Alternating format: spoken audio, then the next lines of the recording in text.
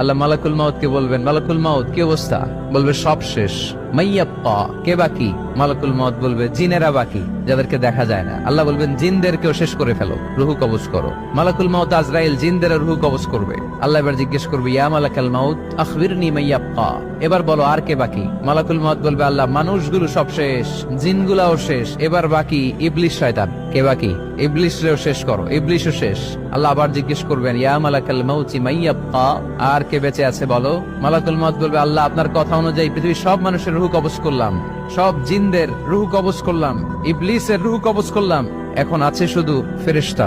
আছে কারা? যাও ফেরেশতাদের রুহু কবজ করো। ফেরেশতাদের রুহু কবজ হয়ে যাবে। এবার আল্লাহ জিজ্ঞেস করবেন, ইয়া মালাকাল মাউত আখবিরনি মাইয়াব্বা। মালাকুল মাউত বলবে, আল্লাহ আপনার কথা মতো ধরে ধরে সব শেষ, ফেরেশতাও শেষ, 4 জন ছাড়া। কয়জন ছাড়া? জোরে বলেন, কয়জন ছাড়া?